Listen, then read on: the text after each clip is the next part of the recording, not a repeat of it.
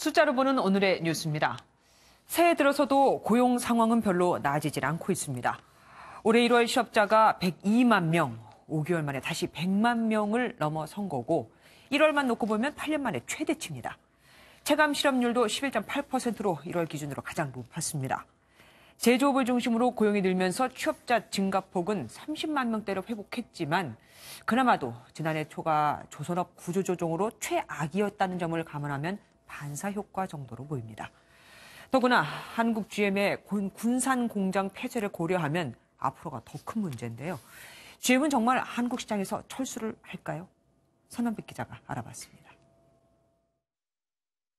시장 논리로 접근하면 GM이 한국을 떠날 가능성이 더 큽니다.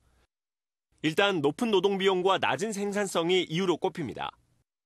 2013년 7,300만 원이던 한국 GM 직원 1인당 평균 연봉은 지난해 8,700만 원으로 20% 정도 올랐지만 반대로 같은 기간 수출 규모는 63만 대에서 40만 대로 주저앉았습니다.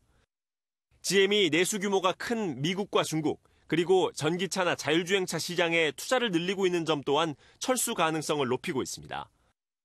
여기에 우리 정부가 철수를 막을 근거 또한 없습니다.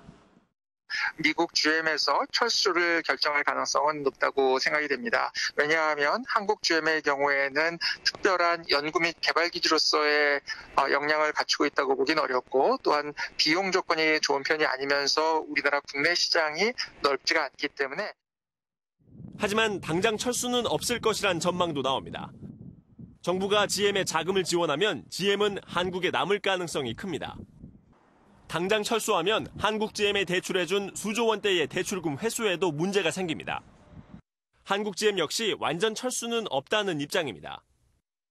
지금 악화된 재무 환경의 주 원인으로 지적되는 구조 비용 중에서 특히 인건비 항목에 대한 개선을 위해서 여러 가지 노력을 다각적으로 벌이고 있고 이런 가운데 미국 본사가 글로벌 생산 기지인 한국 공장에 다음 달 중 얼마나 많은 신차 생산을 배정할지가 향후 철수를 가늠하는 갈림길이 될 것으로 보입니다. MBN 뉴스 선아빛입니다.